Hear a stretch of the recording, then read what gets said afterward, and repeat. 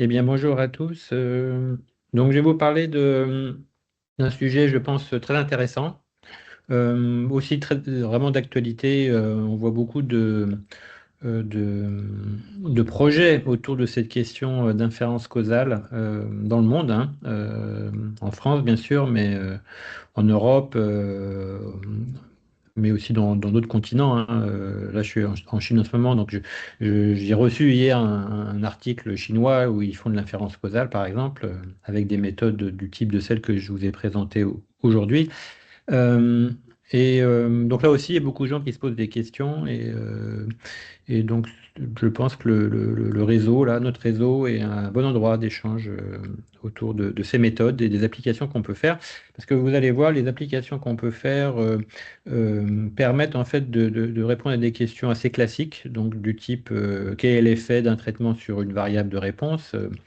Je vais vous montrer des exemples, mais avec finalement des types de données beaucoup plus diversifiés qu'avant. Donc avant, on utilisait beaucoup les données expérimentales, type expérimentation contrôlée, randomisée pour répondre à ces questions de causalité. Et là, vous allez voir qu'avec ces techniques-là, on peut sortir finalement du cadre expérimental standard. Et donc, ça ouvre des perspectives assez intéressantes. Je vais illustrer dans le cadre de cet exposé. Je vais vous présenter plusieurs méthodes et je vais les illustrer avec des applications qui concernent l'évaluation de l'impact de conditions climatiques plutôt extrêmes sur les rendements agricoles. Donc c'est justement une question qu'on a du mal à traiter avec des expérimentations contrôlées et randomisées et pour lesquelles on utilise plutôt des données observationnelles, mais justement avec des risques importants de confusion des faits. Donc là, les travaux que je vais vous présenter ont été faits en collaboration avec plusieurs personnes. Donc la première, Claudia, qui est maintenant en thèse à Montpellier, qui était une jeune scientifique qui travaillait avec moi pendant un an et demi à peu près. Marc Fermot, qui travaille à INRAE Bordeaux, François qui est ici, et Marc Rénal, qui travaille à l'Institut de la Vigne et du Vin. Euh, D'ailleurs, la combinaison là que je vous ai montrée est une combinaison assez intéressante. Enfin, c'est assez optimal, c'est-à-dire qu'on a des scientifiques plutôt jeunes qui vont vraiment mettre la main dans les données, faire le travail de programmation, etc., écrire les articles, etc. Et puis vous avez des chercheurs plus expérimentés, plus du domaine d'application, plutôt agronomes, disons, et des gens de la profession, de l'interprofession, qui permettent de donner un- un éclairage plus opérationnel et de cadrer en fait la question sur des vrais sujets pertinents pour les filières professionnelles. Alors dans mon exposé, je vais vous présenter l'objectif de ces approches. Ensuite, je vais vous montrer plusieurs méthodes. Je ne vais pas toutes vous les montrer, mais je vais vous montrer quand même des méthodes assez utilisées en pratique et assez complémentaires. Et puis deux applications. Une sur maïs et tournesol, où on va chercher à évaluer l'effet de la sécheresse sur les rendements. Et une application sur le vin, où on va au contraire évaluer l'impact de précipitations trop importantes au cours du printemps. Donc objectif. Donc l'objectif, c'est de répondre à des questions. On veut répondre à une question du type quel est l'effet d'une variable sur une autre. Donc c'est des questions qu'on rencontre beaucoup dans le domaine médical et comme souvent dans ce domaine-là, comme dans d'autres, notamment pour la méta-analyse que je présente souvent, beaucoup de choses viennent du domaine médical, ont été testées d'abord dans le domaine médical. Donc un exemple de question, c'est vous prenez de l'aspirine, est-ce que ça vous permet de réduire votre risque de crise cardiaque, de maladie cardiovasculaire? Donc, il y a eu plein de débats à une époque sur ce sujet-là. Certains disaient oui, certains disaient non. Donc, c'est un exemple de question qu'on peut traiter avec ces approches-là. Un exemple plus agricole, les pesticides. Donc ça, franchement, on est au cœur de l'actualité là. Il y a la loi du plomb là qui revient sur le devant de la scène. Donc on se pose la question finalement du coût-bénéfice hein, des pesticides, donc notamment l'impact par exemple des néonicotinoïdes sur les abeilles. Alors pour information, en Chine où je suis en ce moment, beaucoup, ils se posent les mêmes questions, mais plus en fait sur le ver à soie. Ils ont le même problème un peu, mais sur le ver à soie qui est aussi exposé aux pesticides et qui n'aime pas trop les pesticides. Euh, Impact de la sécheresse sur les rendements, donc ça je vais en parler. Je vais en parler de l'impact de la sécheresse sur les rendements, l'impact du gel sur les rendements, l'impact des maladies sur la production agricole. Donc, j'ai évoqué les pesticides, mais on peut aussi se poser l'impact des maladies. Alors, souvent, il y a des enjeux non négligeables derrière. Donc, notamment, il y a eu en 2020, là, il y a eu un débat sur finalement combien la filière betterave sucrière avait perdu de production de betteraves sucrières en France du fait d'une épidémie de rouille, de jaunisse transmise par des pucerons. Et donc, il y a eu un gros débat. Certains disaient 30%, certains disaient 50%, certains disaient 15%. Et évidemment, c'est pas évident de quantifier l'impact d'une maladie sur une production agricole sans expérimentation contrôlée. C'est aussi des questions qui peuvent être abordées avec l'analyse causale. Alors, je suis tombé sur un article très récemment qui vient d'être publié il y a quelques mois sur la pollinisation. Donc, finalement, les pollinisateurs, bah, ça a un rôle important en écologie, mais aussi pour l'agriculture, puisque ça permet de fertiliser les plantes. Donc, il y a des études qui sont faites pour savoir bah, finalement combien de rendement on gagne quand on a beaucoup de pollinisateurs. Et c'est un sujet aussi qui pose des questions d'analyse causale. Alors, on peut essayer de faire des expérimentations, mais on peut aussi essayer de corréler finalement une abondance de pollinisateurs avec une production agricole. Et là, il y a un facteur confondant qui apparaît assez rapidement, c'est bah, finalement la densité de fleurs. La densité de fleurs, bah, si on ne fait pas d'expérimentation, on ne la contrôle pas forcément. Et évidemment, plus il y a de fleurs, plus il y a de graines, plus il y a de fruits, donc plus il y a de rendement. Mais d'un autre côté, plus il y a de fleurs, plus il y a de pollinisateurs aussi, puisque les pollinisateurs sont attirés par les fleurs. Donc si on regarde directement la corrélation entre rendement et pollinisateur, on peut avoir l'impression qu'il y a une forte corrélation positive, mais peut-être que cette corrélation n'est pas due directement à l'effet des pollinisateurs, mais due en fait simplement qu'il y avait plus de fleurs. Et que en fait, c'est l'effet direct peut-être de la densité de fleurs sur les rendements qui est à l'origine de l'augmentation de rendement. Et donc, c'est peut-être les deux aussi. En fait, c'est typiquement ce genre de problème en fait, que va essayer de résoudre l'analyse causale. D'ailleurs, c'est très utilisé en écologie, puisqu'en écologie, ils ont souvent moins la possibilité de faire des expérimentations contrôlées, randomisées. On peut bah, tout simplement décrire le problème comme ça. On a une variable, un traitement que je vais appeler A, je vais considérer les traitements binaires dans mon exposé. Donc, ça va être oui ou non, quoi. Et on veut savoir si ça a un impact sur Y. Et Y, lui, il va être plutôt continu dans mon exposé. Par exemple, ça va être un rendement. Si j'ai une maladie, par exemple, est-ce que le rendement est diminué? Et si oui, de combien? On va quantifier en fait l'impact de A sur Y. Voilà. C'est ça qu'on veut faire ici. Et il y a deux types de causalité. Il y a plusieurs types de causalité. Il y a la causalité pour un individu, la causalité moyenne pour une population d'individus et ce qu'on appelle la causalité conditionnelle. Alors, pour un individu, si vous prenez un individu et vous voulez savoir quel est l'effet de A sur Y pour cet individu-là, la deuxième causalité, c'est donc on prend plein d'individus et puis on moyenne l'effet de A sur Y. Et la causalité conditionnelle, c'est vous prenez des individus qui ont une caractéristique particulière et vous voulez voir quel est l'effet de A sur Y sous cette condition.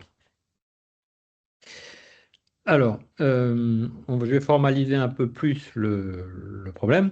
Donc, qu'est-ce que c'est qu'une causalité individuelle? Donc, je vais définir A comme une variable binaire 0 ou 1. Y, c'est une variable de réponse. Et on dit que A a un effet causal sur la variable Y de l'individu considéré si, pour cet individu, la valeur de Y si A égale à 1 est différente de la valeur de Y si A est égal à 0. Voilà. C'est assez simple. Mais le point important ici, c'est qu'on est toujours sur le même individu. Donc, on prend un individu et on imagine qu'il a reçu le traitement, on mesure Y, et on imagine qu'il n'a pas reçu le traitement, on remesure Y, et on regarde s'il y a une différence.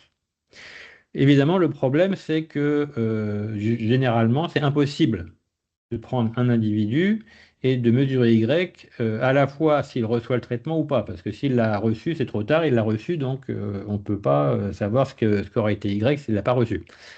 Si vous aspergez par exemple une abeille avec un insecticide, bah, la pauvre bête, elle va mourir probablement, et donc vous n'allez pas pouvoir la ressusciter pour voir si elle serait morte quand même si vous n'aviez pas utilisé l'insecticide. Euh, donc souvent, on ne peut pas vraiment se placer dans ce genre de conditions.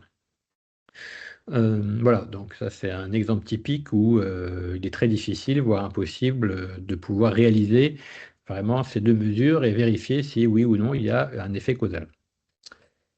Alors en moyenne, bah, on peut introduire l'opérateur espérance, E. Donc on va mesurer Y pour plein d'individus et on va imaginer qu'ils reçoivent tous le traitement et on va imaginer qu'aucun ne reçoit le traitement et puis on va moyenner les valeurs de Y sur ces individus. On va faire la comparaison. Alors, un autre exemple, c'est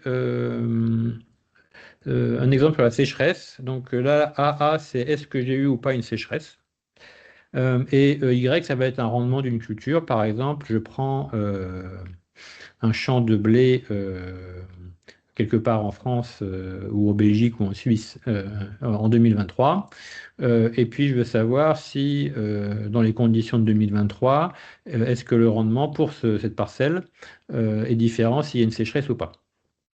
Alors là aussi, en fait, c'est impossible de vraiment répondre à la question en pratique, puisque soit il y a une sécheresse, soit il n'y a pas eu de sécheresse pour cette parcelle-là en 2023. Donc j'ai une des deux mesures, mais je ne peux pas avoir les deux en fait. Donc on peut aussi imaginer exprimer enfin, poser le problème sous la forme d'une analyse causale en moyenne pour une population pour le cas de la sécheresse. Cette fois-ci, c'est pas une parcelle, une année, c'est par exemple toutes les parcelles de blé de France. Et je vais regarder en moyenne quel est l'effet de la sécheresse sur toutes les parcelles de blé de France. Donc c'est intéressant de bien distinguer la causalité et l'association. Donc j'ai repris ce petit schéma que j'ai adapté un peu du bouquin qui est en haut à gauche, qui est un bon livre, hein, qui est d'ailleurs disponible, je crois, gratuitement en ligne, et qui est un peu long, mais qui est assez facile à lire. Donc le losange, c'est la population qui nous intéresse, par exemple plein d'abeilles ou plein de parcelles agricoles. Et je veux évaluer ici l'effet de la sécheresse. Donc c'est plutôt des parcelles agricoles ici, par exemple toutes les parcelles de blé de France, de Suisse ou de Belgique. Et je veux savoir quel est le rendement s'il y a une sécheresse sur toutes les parcelles ou s'il n'y a pas de sécheresse. Donc, si je veux vraiment faire une analyse causale, il faut que j'ai les valeurs de rendement en imaginant que toutes les parcelles de France, par exemple de blé, aient subi une sécheresse. Donc ça va être le losange blanc. Et je vais mesurer les rendements. Je vais calculer les rendements moyens. Ça va être l'espérance de YA égale 1. Et je vais ensuite imaginer que toutes mes parcelles de blé de France n'ont pas reçu de sécheresse. Aucune n'a reçu de sécheresse, ne subit de sécheresse. Ça va être mon carré gris. Et je vais mesurer le rendement sur toutes ces parcelles-là. Je vais les moyenner et je vais avoir deux moyennes. Et je vais regarder s'il y a une différence. Et je vais regarder quel est le niveau de cette différence. Et ça va me faire une estimation de l'effet causal de la sécheresse sur les rendements de blé de France, par exemple. Ça, c'est la causalité. En pratique, ce n'est pas ce qu'on a. En pratique, on va avoir un certain nombre de parcelles qui vont avoir subi la sécheresse. C'est la partie blanche de mon losange. Je vais avoir une autre partie des parcelles qui n'ont pas subi de sécheresse. Ça va être la partie grise de mon losange. Je vais calculer la moyenne de la partie blanche et de la partie grise et je vais comparer les deux. Et ça, ce n'est pas un effet causal. Ça, c'est ce qu'on appelle une association. Si j'ai une différence, je vais pouvoir associer l'occurrence d'une sécheresse à un effet sur le rendement. Mais ça ne va pas me démontrer une causalité. Pourquoi? Parce que je peux avoir d'autres facteurs qui vont perturber l'évaluation de l'effet pur de la sécheresse. Par exemple, si quand il y a sécheresse, les agriculteurs font de l'irrigation, bah, dans la partie blanche, je vais intégrer l'irrigation.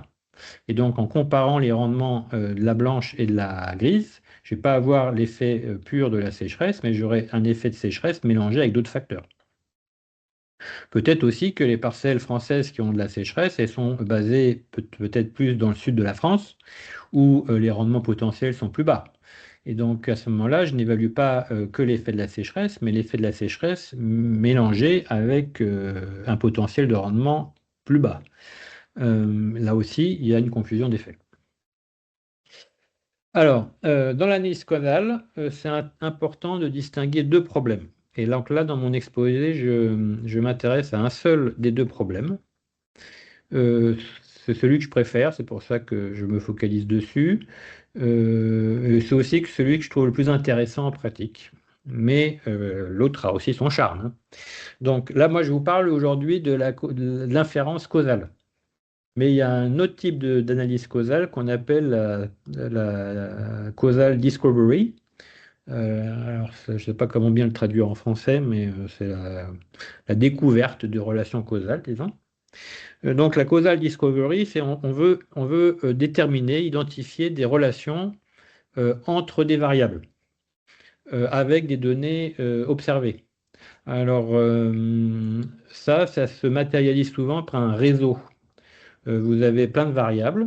Par exemple, je sais pas, vous avez un écosystème et puis vous voulez établir des relations entre certaines composantes de l'écosystème. Par exemple, vous avez les pratiques agricoles qui ont un impact sur la culture, mais qui ont un impact aussi sur, je sais pas, les caractéristiques du sol, par exemple les vers de terre.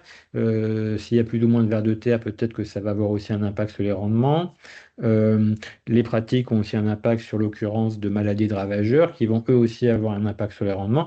Donc vous voulez établir une sorte de réseau relationnel entre les variables qui déterminent en fait le fonctionnement du système que vous étudiez. Ça, c'est ce qu'on appelle la causal discovery. Et donc, ces techniques de causal discovery mobilisent beaucoup les modèles de type réseau. Euh, voilà. Donc, l'inférence causale, c'est pas ça. L'inférence causale, c'est un problème d'estimation. On veut quantifier l'effet d'un facteur A sur Y. Et donc, en gros, ça revient à estimer une différence, alors ça peut être aussi un ratio, hein, entre l'espérance de Y, sachant que les individus de la population ont reçu le traitement A égale 1, moins l'espérance de la valeur de Y, sachant que les individus n'ont pas reçu le traitement. Donc typiquement, je veux quantifier la perte de rendement moyenne due à une sécheresse dans une population de parcelles agricoles. Je veux quantifier le taux de mortalité, l'augmentation du taux de mortalité des abeilles dans une région agricole si on utilise des néonicotinoïdes. Ça, c'est de l'inférence causale. Ou j'ai une maladie dans une région et je veux savoir quelle est la perte de rendement due à cette maladie. C'est aussi une inférence causale. Donc l'inférence causale se focalise sur la relation A vers Y et veut quantifier l'effet de A sur Y. Donc quelque part, ça veut dire que quand vous faites l'inférence causale, vous savez déjà que A peut avoir un effet sur Y. Ce que vous ne savez pas bien, c'est si cet effet est significatif et s'il est élevé ou proche de zéro. Alors, pour répondre à ce problème d'inférence causale, l'outil scientifique vraiment de référence, c'est l'expérimentation contrôlée randomisée. Donc je reprends mon losange qui symbolise la population d'individus qui m'intéresse. Donc j'ai un certain nombre d'individus et je vais tirer au hasard des individus et je vais les allouer à mon traitement. Donc soit A égale 1, soit A égale à 0. Là, je prends un exemple d'une maladie. Donc je prends des individus, je les expose à une maladie. Je prends deux individus, je ne les expose pas à la maladie, c'est mes individus témoins, et je vais regarder finalement quel est le taux de mortalité et pour voir l'impact de la maladie sur le taux de mortalité.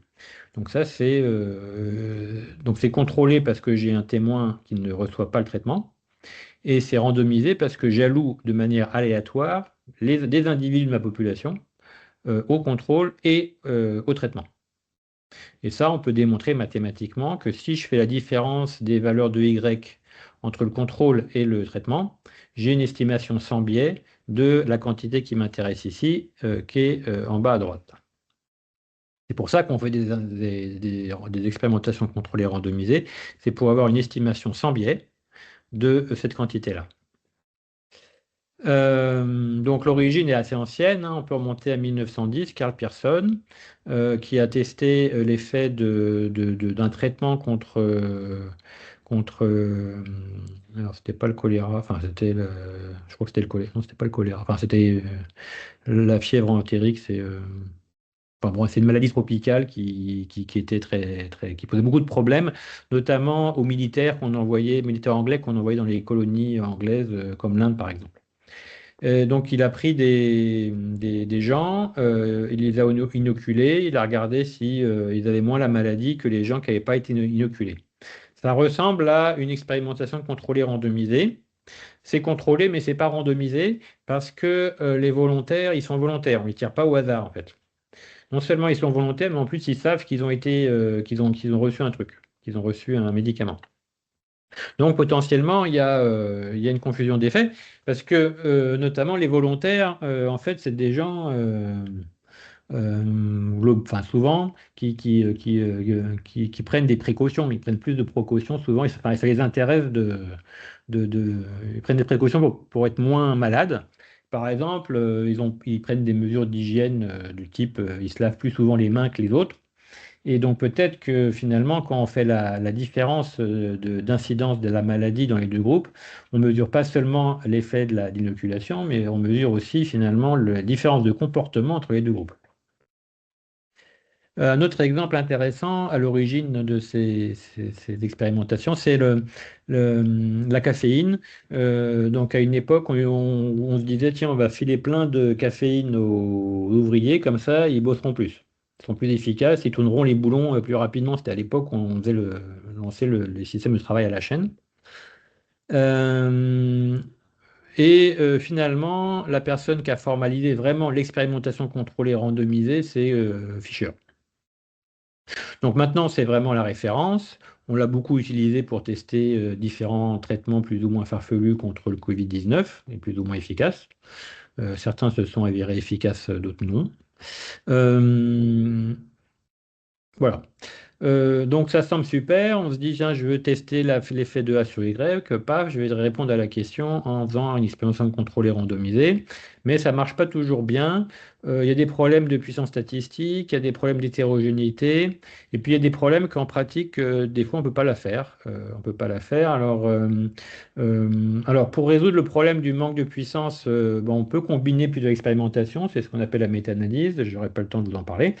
Et pour les autres problèmes du type, soit on ne peut pas toujours les faire, soit on peut les faire dans des conditions très particulières, eh bien, on fait ce que je vais vous présenter maintenant. Donc, on va utiliser des données observationnelles et on va utiliser des analyses causales sur ces données observationnelles. Et ça arrive souvent qu'on ne peut pas faire d'expérimentation contrôlée randomisée. Euh, des fois, on ne peut pas randomiser. Des fois, ça coûte trop cher. Des fois, finalement, on a des échantillons trop petits. Et puis, il y a des gens qui n'aiment pas trop randomiser pour des raisons parfois éthiques. Vous voulez tester, je sais pas, l'effet d'une maladie sur des êtres humains.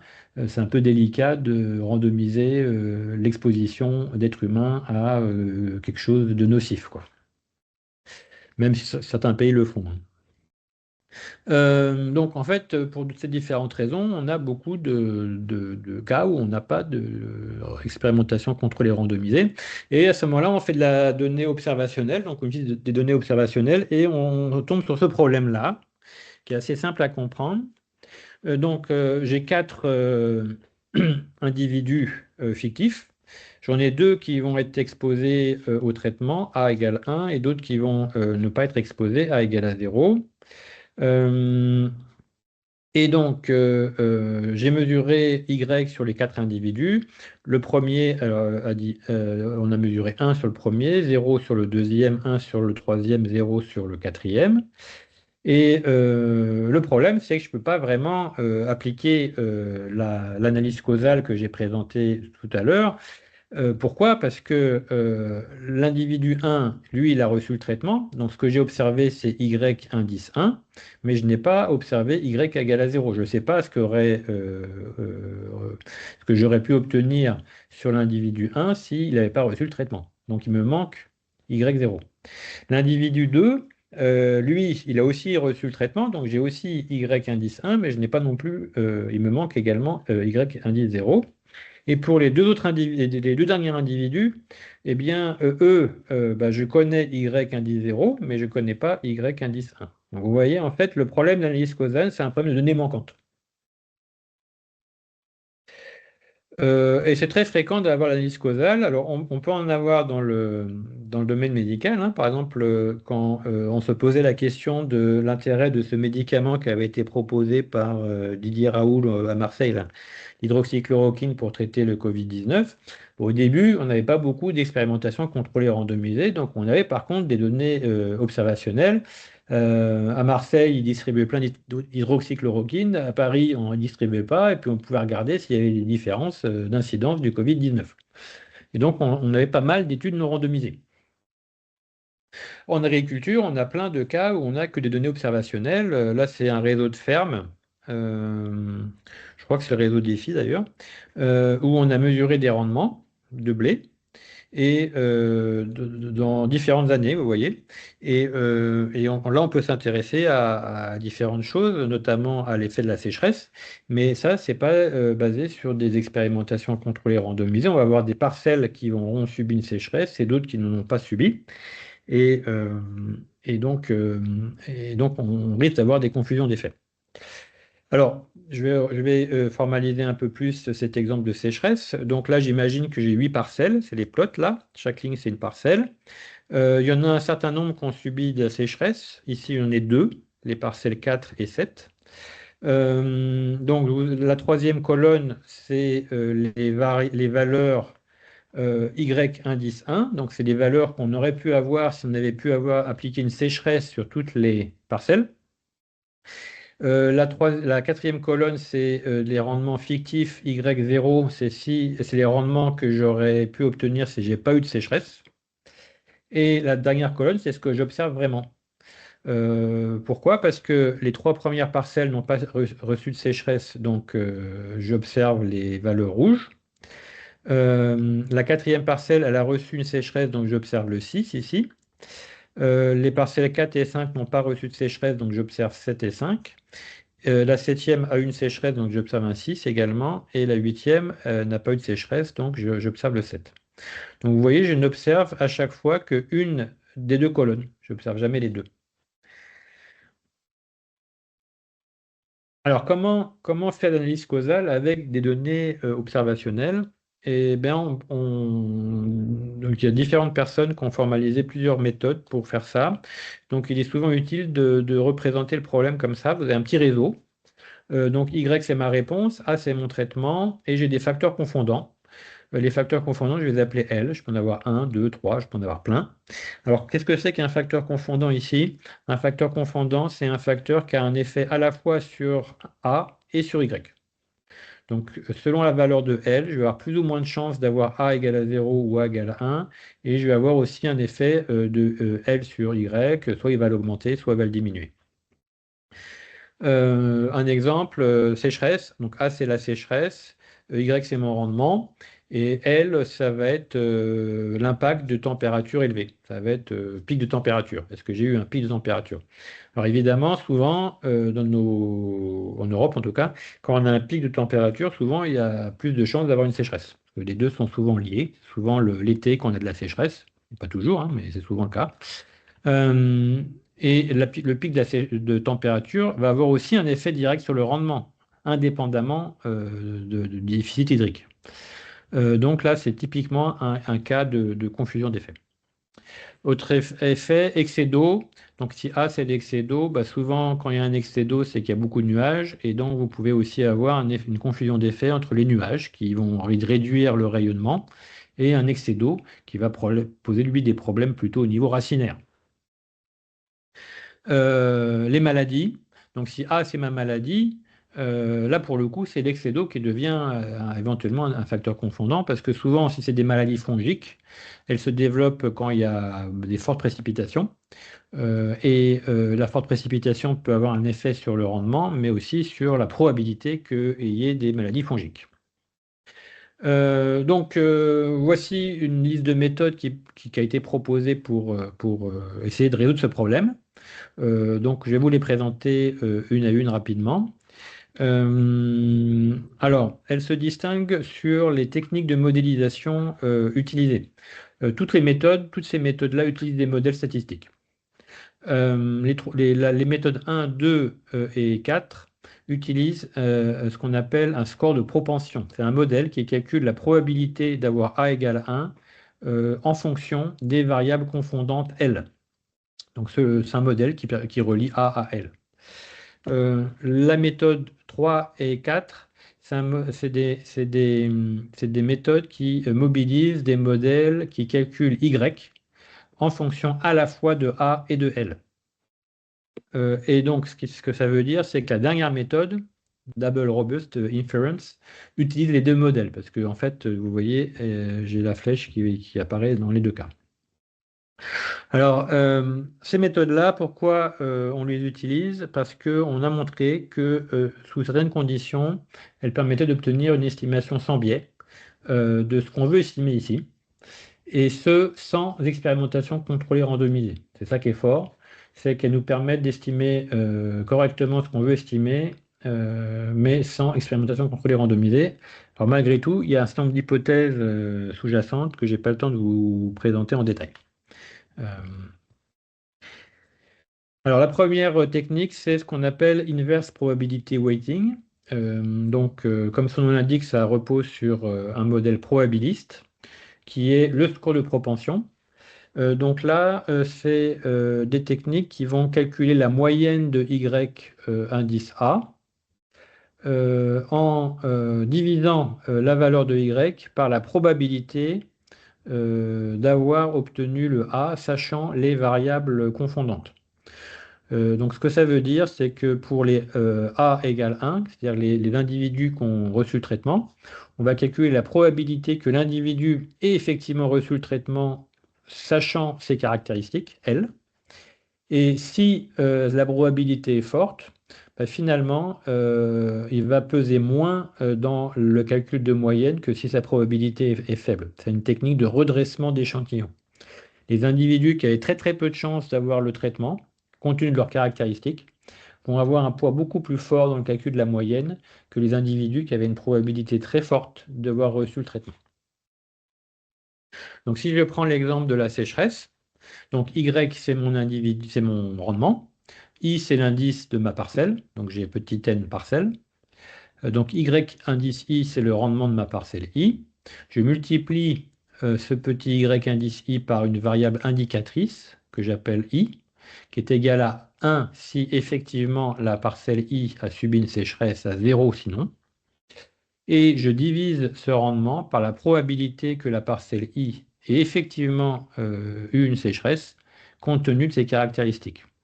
Par exemple, imaginons que dans L, j'ai les coordonnées de la parcelle, la latitude et longitude. Si j'ai plus de chances d'avoir de la sécheresse dans le sud de la France, eh bien, la probabilité que A égale sécheresse dans le sud de la France sera plus forte que dans le nord de la France. Donc, ça veut dire que les rendements des parcelles qui ont subi une sécheresse dans le nord vont avoir un poids plus fort, parce que leur probabilité sera plus faible, que les rendements des parcelles qui ont subi une sécheresse dans le sud. C'est ça concrètement que ça va faire. Alors, ce modèle qui calcule la probabilité de A sachant L, c'est ce qu'on appelle un score de propension. Alors, traditionnellement, on le calculait avec des modèles linéaires généralisés, par exemple les régressions logistiques, hein. Et maintenant, on utilise beaucoup les machine learning, les techniques de machine learning pour la classification, comme random forest ou gradient boosting. Alors, voici un petit tableau avec un jeu de données fictif. Illustratif. Donc là, j'ai un certain nombre de parcelles. Chaque ligne, c'est une parcelle. J'en ai qui ont subi de la sécheresse et d'autres pas. J'ai plusieurs facteurs confondants. L1, c'est l'irrigation. Certaines ont été irriguées, d'autres pas. LK, c'est la température. Certaines ont une forte température, d'autres des faibles températures. Et Y, c'est mon rendement. Et pour calculer, pour pouvoir appliquer ces techniques-là, il faut que je utilise les colonnes A, L1, L2, LK pour mettre au point un modèle qui va me calculer la probabilité que A égale à 1. Et une fois que j'aurai ce modèle-là, je vais pouvoir le faire tourner sur toutes les lignes de mon tableau de données pour pouvoir appliquer cette formule. Voilà. Donc, en pratique, on prend le jeu de données, on fit un modèle comme ça qui calcule la probabilité que A égale à 1 en fonction de L. On le fait tourner sur toutes les lignes du tableau et on applique la formule ici, à la fois pour les parcelles qui ont une sécheresse et pour celles qui n'ont pas de sécheresse. On va obtenir deux moyennes pondérées, la moyenne pondérée des rendements avec sécheresse et la moyenne pondérée des rendements sans sécheresse. On va faire la différence et j'aurai une estimation sans biais de l'effet de la sécheresse sur le rendement, par exemple sur toutes les parcelles de blé de France. Alors, il y a quelques conditions. Déjà, il faut que les probabilités puissent être calculables partout. Et en plus, il faut qu'elles soient non nulles. Voilà. Si vous avez des parcelles où c'est impossible qu'il y ait une sécheresse, ou impossible qu'il n'y ait pas de sécheresse, alors ça ne va pas marcher. Bon, il y a différentes variantes que je n'ai pas le temps de présenter, mais il y a pas mal de variantes pour résoudre des problèmes justement de probabilité trop proche de 0 ou de 1.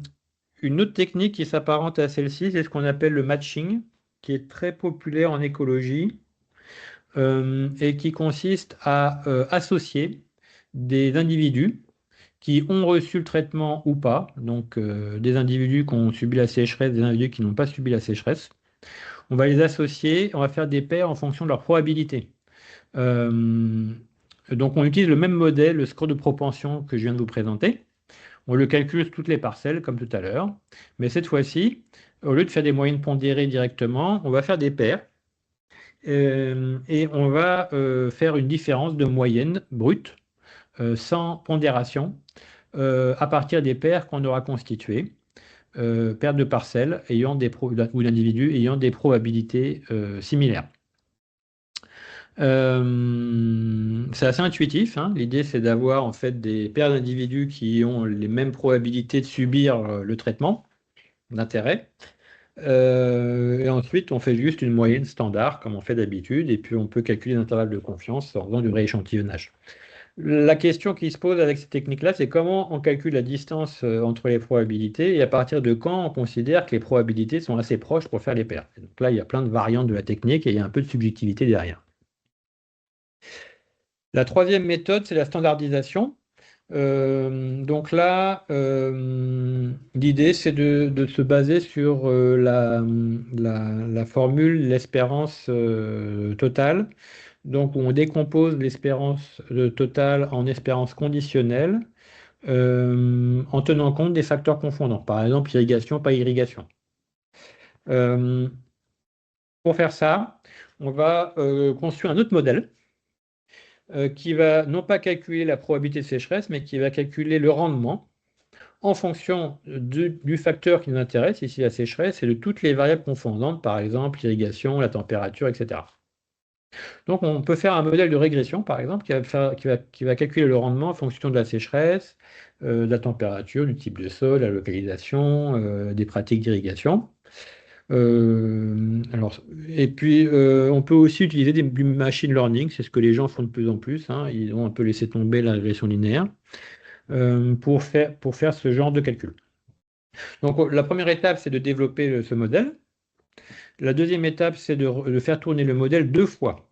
Donc, on le fait tourner deux fois sur toutes les lignes de notre tableau, donc sur tous les individus, en fixant le traitement à 1 d'abord, et ensuite en le fixant à 0. Donc, dans l'exemple sécheresse, on va faire tourner le modèle sur toutes les parcelles en faisant l'hypothèse que toutes subissent une sécheresse.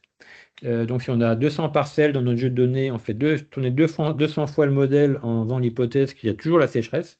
Et on refait tourner encore 200 fois, mais cette fois-ci en mettant A égale à 0, c'est-à-dire en faisant l'hypothèse qu'il n'y a aucune sécheresse nulle part. Et donc, si on a n lignes dans le tableau, on a n prédictions avec sécheresse, n prédictions sans sécheresse. On fait la différence des moyennes. Et ça s'appelle une estimation par standardisation. Donc pour faire ça, on reprend notre petit tableau de tout à l'heure, mais on construit un autre modèle. Donc on va prédire la dernière colonne en fonction de toutes les autres. Et ensuite, on fait tourner le modèle deux fois. Donc on rajoute deux colonnes, deux séries de prédictions ici de rendement, sans sécheresse et avec sécheresse. Et on fait la différence des moyennes des deux colonnes. La dernière technique que je vais vous présenter, c'est double robuste. C'est un peu une technique qui combine les autres. Donc elle va utiliser les deux modèles, le modèle probabiliste qui calcule la probabilité de A et le modèle qui calcule le rendement en fonction du traitement et des variables confondantes. Alors pourquoi cette méthode s'appelle double robuste? Parce qu'on peut démontrer, il y a eu un théorème qui a été démontré, qui dit que cette méthode-là, elle donne une estimation sans biais de l'effet de A sur Y si un seul des deux modèles est sans biais. Les autres méthodes, il fallait que le modèle, soit le probabiliste, soit le modèle de régression, soit sans biais. Là, il suffit qu'un des deux soit sans biais et ça marche. Donc on a deux fois plus de chances d'avoir raison, quoi. Alors la formule est un peu plus tordue, mais on retrouve la première partie de la formule, c'est la standardisation. On retrouve notre modèle qui calcule donc les rendements en fonction de la sécheresse et des variables confondantes. Et la deuxième partie de la formule, c'est le résidu. En fait, c'est l'erreur de prédiction du modèle qu'on va pondérer par l'inverse de la probabilité d'occurrence du traitement. Donc on corrige en fait la prédiction du modèle par son erreur de prédiction en pondérant le résidu par le score de propension.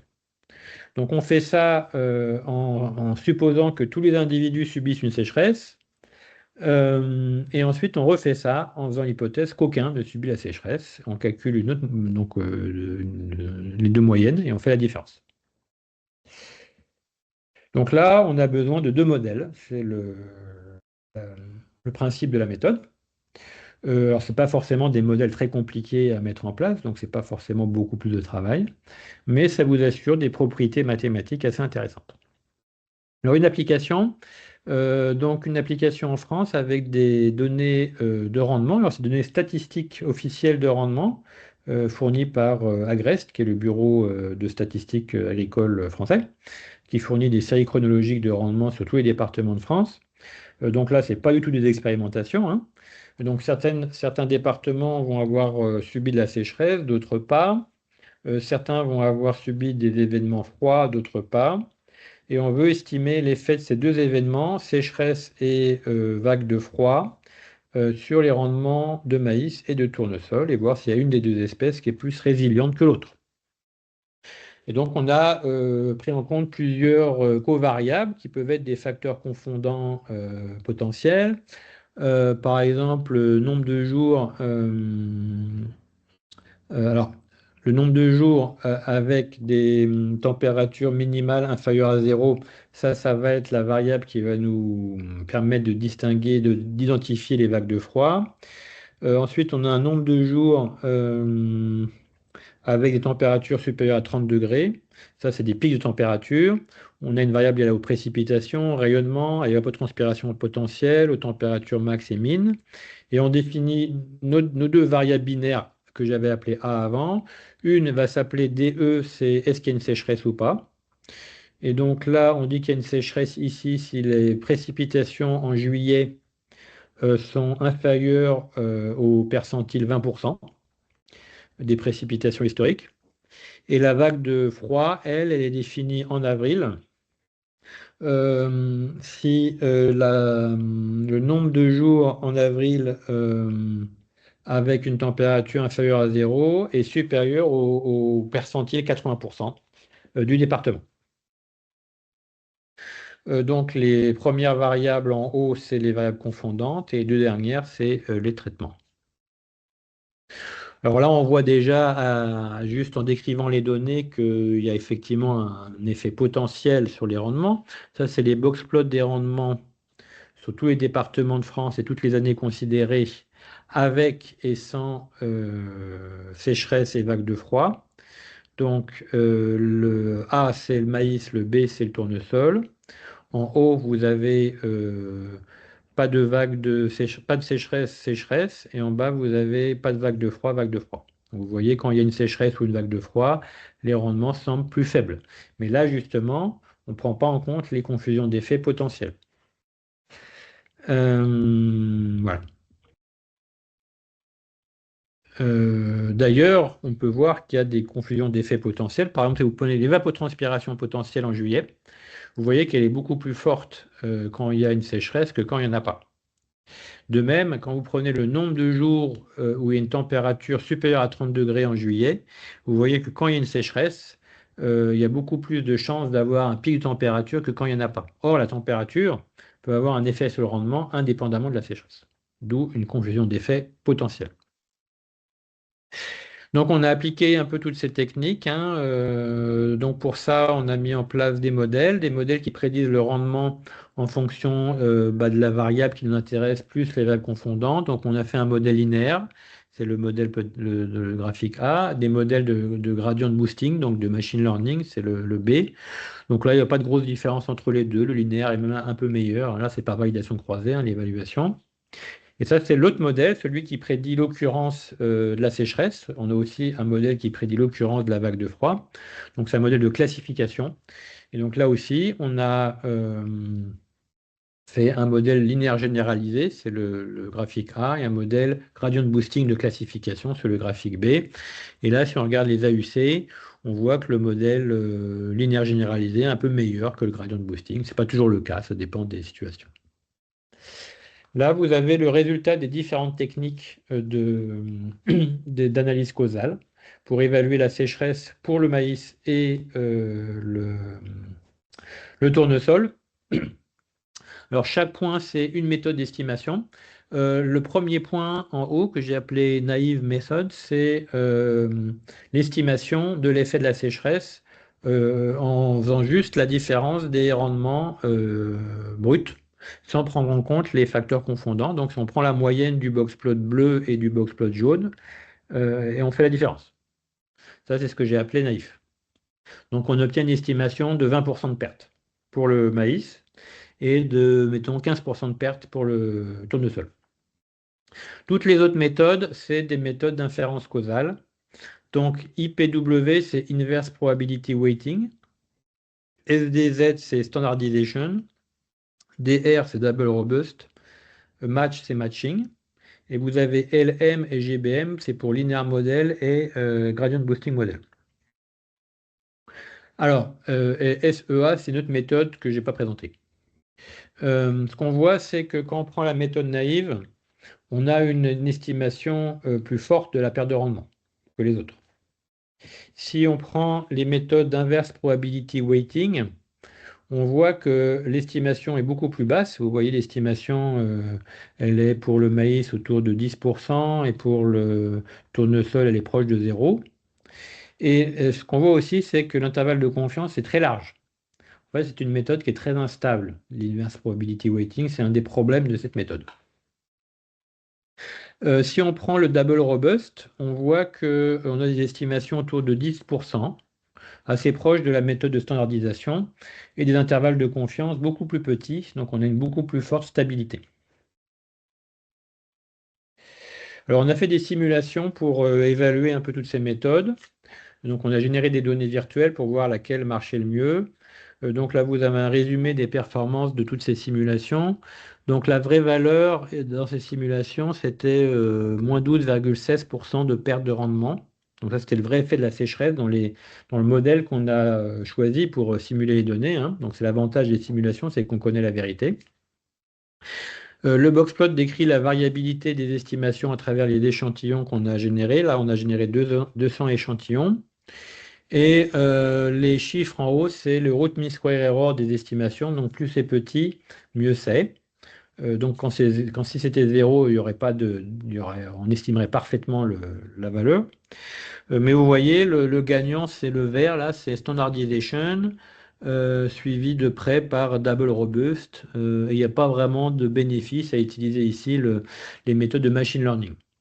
Le moins bon, c'est le inverse probability weighting, qui est très instable, et la méthode naïve qui est catastrophique parce qu'elle surestime presque d'un facteur 2 la perte de rendement ici. Donc en fait, ce qu'il faut choisir ici, c'est soit standardization, soit double robust. Voilà un petit résumé de nos estimations. Donc, ce qu'on a calculé, c'est qu'avec ces méthodes d'Abel Robust, on obtient une estimation de l'impact de la sécheresse sur le maïs de 11%, une estimation de l'impact sur, enfin 11-12%. La vague de froid, c'est aussi autour de 11% pour le maïs. Et on voit que le tournesol est un peu plus résilient. Donc, lui, il a une perte de rendement sécheresse de 7% et à peu près pareil pour la vague de froid. Là, il n'y a pas d'irrigation dans ces calculs-là. Voilà. Alors, je ne sais pas combien de temps il me reste. Je ne crois pas que j'ai le temps de faire le deuxième exemple.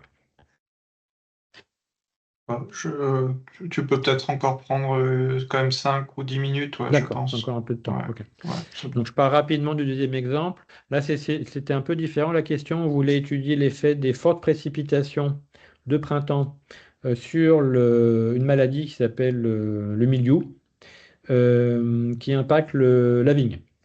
Et on voulait aussi quantifier l'impact de ces fortes précipitations sur le rendement de la vigne en France. Donc là, c'est pareil, on a utilisé des données venant de l'Office statistique français Agreste et des données de mildiou qui venaient d'un réseau d'observation de parcelles de, de vignes en France. Donc là, le facteur qui nous intéresse, c'est A, c'est le forte précipitation. Et on a deux variables de réponse, c'est l'incidence de mildiou et le rendement de la vigne. Et on a plusieurs facteurs confondants potentiels, comme les précipitations, les températures, l'évapotranspiration. On a aussi un proxy pour l'humidité des sols, des sols engorgés qui pourraient nuire au fonctionnement physiologique de la vigne. Donc là, vous avez les rendements de la vigne d'après enfin, tous les départements français avec et sans forte précipitation. Donc là aussi, on voit a priori qu'il y a un effet, mais encore une fois, les risques de confusion d'effets. Et pour le milieu de la vigne, on voit aussi que quand il y a des fortes précipitations en mai, il y a plus de mildiou. Euh, donc on a un problème effectivement de risque de confusion d'effets entre l'occurrence de fortes précipitations et d'autres variables climatiques, hein. Donc là, on a fait comme tout à l'heure. On a ajusté des modèles qui prédisent la probabilité d'avoir des fortes précipitations en fonction de L et des modèles qui calculent Y en fonction de A et de L. Donc ça, c'est les modèles qui prédisent les rendements. Donc là, le gradient de boosting est équivalent ou légèrement meilleur que le modèle linéaire.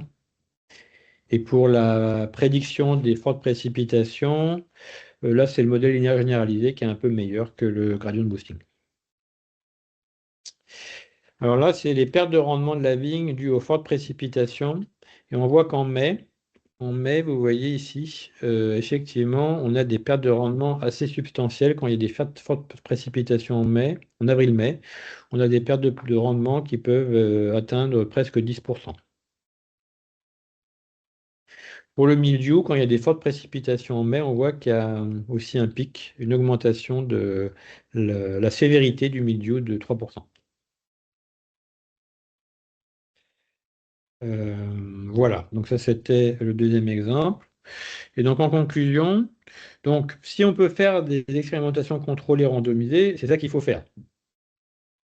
Si on peut pas en faire, donc si on en a plusieurs, ce qui est encore mieux, c'est de faire une méta-analyse. Voilà.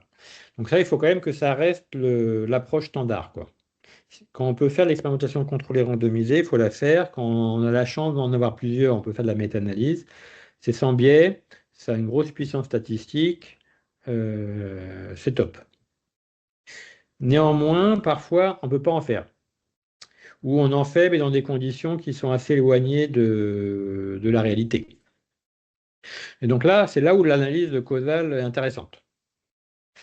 Euh, donc, comme je vous l'ai montré, on a des méthodes disponibles, on a toute une gamme de méthodes disponibles, elles ne sont pas forcément difficiles à mettre en œuvre en fait, hein.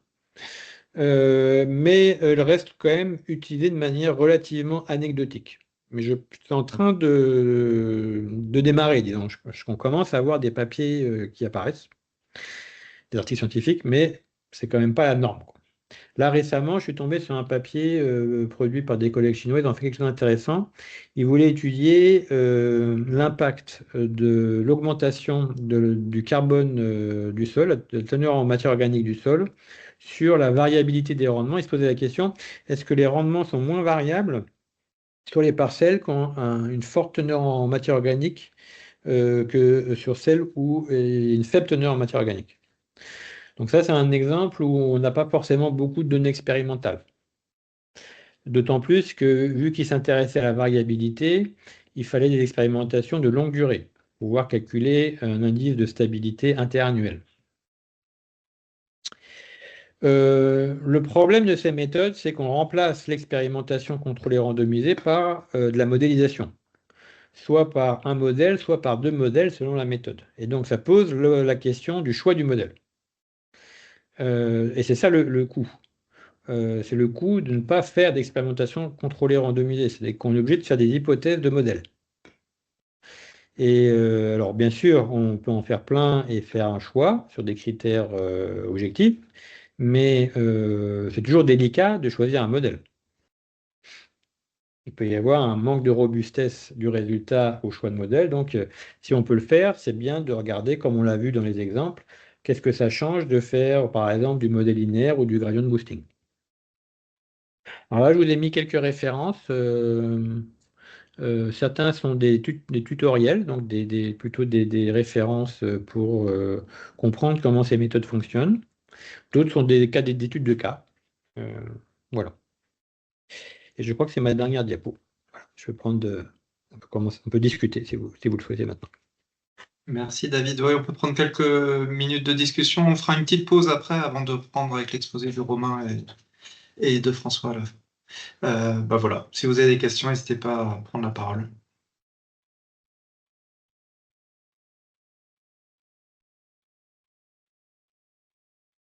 Alors, il y a Damien. On te laisse la parole, Damien. Oui, voilà, merci pour la présentation, c'est super intéressant. Moi, j'avais une question concernant donc l'exemple sur le maïs. Euh, donc, vous avez fait différents tests, vous avez fait différentes méthodes. Et à un moment, pour choisir finalement la vraie méthode, vous avez utilisé des simulations. euh, voilà, pour pouvoir se dire ben, finalement quelle est la meilleure méthode parmi celles testées. Ma question, c'est qu'en fait, ces simulations proviennent elles-mêmes d'un modèle de simulation. Alors, comment est-ce qu'à un moment, on se dit ben, quelle est la vérité? Parce que ce modèle de simulation doit aussi, lui, finalement, être validé avant d'être utilisé comme référence. Et comment est-ce que ça se passe? Alors, la partie simulation n'a pas vocation à être faite systématiquement dans les études de cas. Là, c'était parce que c'était un peu la première fois qu'on testait ces méthodes-là, et donc on voulait nous-mêmes se convaincre qu'elles marchaient bien. Voilà. On voulait se convaincre soi-même. Donc, en fait, il y a eu des démonstrations théoriques qui montrent qu'elles marchent bien. Mais on voulait voir, dans un cas assez simple, on a pris un modèle linéaire, on a généré des données avec, on voulait voir si dans un cas linéaire, avec quelques confusions d'effets assez simples, on retombait finalement sur les résultats théoriques qui avaient été publiés dans la littérature, ce qui est le cas. Euh, et donc c'est pour ça qu'on a fait les simulations, mais c'est pas pour choisir la méthode. Donc l'idée n'est pas de faire ce type de simulation systématiquement dans toutes les études de cas. C'est intéressant pour mieux comprendre comment les méthodes fonctionnent, pour voir le gain potentiel qu'on peut espérer obtenir dans telle ou telle situation, mais c'est pas préconisé de le faire systématiquement dans vos études des cas. Euh, ce qui est conseillé, c'est de choisir soit la méthode double robuste, qui est quand même un peu la méthode mise en avant à l'heure actuelle en littérature scientifique, soit éventuellement la méthode de standardisation.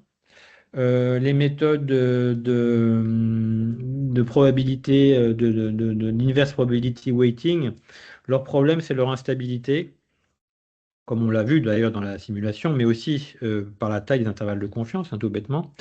Et le matching, qui est assez quand même populaire, hein, qu'on voit beaucoup dans les articles, notamment en écologie, comme je l'ai dit. Euh, Elle a l'avantage d'avoir des packages R ou Python qui sont disponibles, hein, mais, euh, mais en fait, les résultats sont souvent assez sensibles à la mesure de distance et au seuil qu'on utilise pour faire les appariements, quoi. Donc moi, c'est pas forcément celle que je conseillerais. Voilà ce que je peux répondre. Alors, ce qui est bien en tout Merci. cas, c'est de comparer les méthodes. C'est toujours utile de comparer les méthodes, hein. On apprend mieux ce qu'il y a dans son jeu de données. Donc, si on peut le faire, si on a le temps, il ne faut pas se priver de comparer les méthodes et de voir à quel point ça change les résultats, hein. Célia, tu avais une question? Oui, merci David pour la présentation. Moi, j'aurais une question un peu classique. C'est sur la dimension, les volumes de données. Euh, on a quand même l'impression que pour que ce soit intéressant, il faut un certain, au moins, enfin, un bon volume d'individus. Donc, je voulais savoir s'il y avait déjà quelque chose qui ressortait là en termes de minimum, et puis aussi en termes de nombre de variables à intégrer. Est-ce qu'on peut se permettre d'en mettre beaucoup des indicateurs ou pas?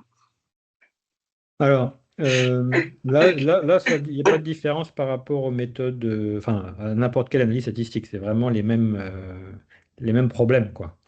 Donc, il y a pas de minimum de données. On peut le faire avec n'importe quel nombre de données. En principe, euh, il faut, c'est juste que si vous n'avez pas beaucoup de données et beaucoup de variables confondantes, vous allez avoir des énormes intervalles de confiance. Voilà.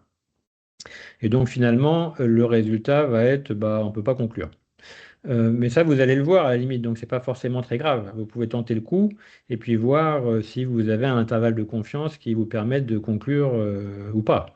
Si vous avez un intervalle de confiance énorme qui va de moins 50% à plus 50% d'effet, ça veut dire que vous n'avez pas assez de données pour conclure. Si vous avez un intervalle de confiance assez étroit, vous allez pouvoir conclure. Donc il n'y a pas vraiment de règle, mais c'est clair que si vous avez 10 variables confondantes et 5 données, ça ne va pas marcher. Si vous Oui, avez 10 variables confondantes et 50 données, ça a peu de chances de marcher, mais peut-être que ça marchera quand même. Si vous avez ouais, 10 variables confondantes et 100 ou plusieurs centaines de données, là vous êtes plus confortable. ouais. Donc on reste sur les volumes standards qu'on a Ouais, en tête. ouais. Ok. Ouais. C'était plus Peut-être. une question pour savoir comment on dimensionne justement nos réseaux d'observation. Ouais, en À partir général, de quand on se enfin, lance mon expérience, c'est qu'on le subit en là-dedans? fait. Enfin, souvent, on subit la taille du C'est réseau pour ça. d'observation. Ouais. Mm. Donc la question se pose rarement. En fait, on prend toutes les données qu'on a et puis on tente le coup, quoi. Et puis, mais Ouais. par contre, il faut savoir que vous allez vite voir si ça marche ou pas par la taille de Peut-être. l'intervalle de confiance. Peut-être Mm. pour compléter, quand on avait fait l'étude là, avec Organe, qu'on s'était mis dans le sujet, je me souviens qu'il y avait une publication alors dans le domaine santé humaine, je crois que c'était sur les greffes de cœur ou opérations de cœur. Il n'y avait pas beaucoup d'individus, hein. Non. C'était quelques dizaines, et bon, ils arrivent à faire le chose et à montrer avec, alors je sais plus ce que Ouais. c'était comme méthode, du matching ou du double Ouais. robuste, mais voilà, donc pour dire qu'il y a des exemples avec peu d'individus Et puis, il y a où pas on arrive à de, faire des choses, donc il n'y a il pas peut de... pas y avoir de règle absolue parce que ça dépend aussi de l'importance de l'effet. Si vous avez un effet énorme, avec très peu d'individus, vous allez pouvoir le détecter en fait. Donc ça, c'est vraiment classique en statistique. Vous avez besoin de dispositifs de petite taille pour détecter des gros effets et vous avez besoin de dispositifs de grosse taille pour détecter des petits effets, quoi. Donc là, c'est exactement pareil. Maxime ou Merci. Clotilde? Oui, merci beaucoup David pour cette présentation. Très intéressant. Moi j'avais une question, c'est est-ce qu'il est recommandé d'utiliser ces méthodes lorsqu'il manque à notre jeu de données un facteur de confusion relativement important? Si on n'a pas récolté un des facteurs de confusion on sait avoir un impact sur le Y, est-ce que ça vaut le coup quand même d'avoir ce genre d'estimation? Bah, je sais pas trop, effectivement. Ça, c'est un peu le point faible de ces approches, c'est qu'on est censé avoir accès à tous les facteurs de confusion, en tout cas ceux qu'on suspecte d'être très importants. Donc s'il y en a un dont on suspecte il est très important et qu'on n'a pas, c'est un peu se tirer d'entrée de jeu une balle dans le pied quelque part. Donc, on peut faire l'exercice quand même, mais on sait que le résultat sera à relativiser. Donc, je dirais que ça vaut peut-être pas le coup. Après, par contre, ce qui est important de garder en tête, c'est ce qu'on appelle ici, dans ce cadre-là, facteur de confusion, c'est vraiment le L qui a un double effet. Il a un impact à la fois sur la variable de traitement et sur le Y. Mm. Donc, on n'est pas censé chercher à prendre en compte toutes les variables qui ont un effet sur le Y. Parce que sinon, il faudrait faire un énorme modèle de rendement, par exemple. Donc là, on ne prend pas en compte la date de semis, on ne prend pas en compte la variété, etc. Pourquoi? Parce que l'idée, c'est de prendre en compte vraiment ceux qui ont un effet sur le facteur qui nous intéresse. Donc la variété, par exemple, c'est un effet sur le rendement du blé, mais ça n'a pas un effet sur le fait que le blé va subir une sécheresse ou pas, qu'il y a un problème météorologique. Donc faut bien avoir ça en tête. D'accord. Donc, il vaut mieux faire en amont de ce genre Oui, de méthode, faire voilà. un recueil de tous les facteurs Il de faut confusion qui ont savoir, un impact sur les. en fait, c'est le but enfin, un des buts de l'autre analyse causale là, qui s'appelle Discovery Analysis, là, c'est justement d'essayer d'identifier les relations entre les variables. Donc, en fait, il faut avoir en tête le petit réseau là que j'ai présenté sous la forme d'un triangle avant de faire l'inférence causale. Très bien, merci. Et il faut qu'elle soit renseignée dans la base de données, ouais, tout à fait. Merci. Tristan, si tu peux prendre la parole. Et ça, c'est le gros avantage de l'expérimentation contrôlée randomisée. C'est que quand vous faites l'expérimentation contrôlée randomisée, vous n'avez pas besoin de connaître les facteurs confondants, vous faites la randomisation. Et donc la randomisation, par définition, elle gère tous ces problèmes de confusion d'effets. Si vous faites une bonne randomisation, les facteurs de confusion, ils s'annulent, quoi. C'est ça la force de l'expérimentation contrôlée randomisée. Tristan, est-ce que tu arrives à prendre la Oui, parole? oui, Ah, je super, vois si- on t'entend. Oui, très bien. Merci beaucoup pour l'exposé. Alors moi, j'avais une question. Quand on est à l'échelle d'un système, donc avec des relations de différentes variables, et qu'on soupçonne qu'il y ait des relations causales comme ça à différents points du système, en différentes... Alors, est-ce qu'il faut qu'on répète l'approche plusieurs fois ou il y a quelque chose de plus générique qu'on peut faire? Alors, on peut répéter plusieurs fois, moi c'est ce que je commencerai à faire en tout cas. Pour chaque couple A-Y, quoi. Moi, c'est ce que je ferais. Alors après, est-ce qu'il y a des approches plus générales? Je pense qu'il y a des gens qui bossent dessus, mais je suis pas sûr que ce soit si au point que ça, parce que déjà, on voit que quand on veut quantifier l'effet de A sur Y, il nous faut un ou deux modèles.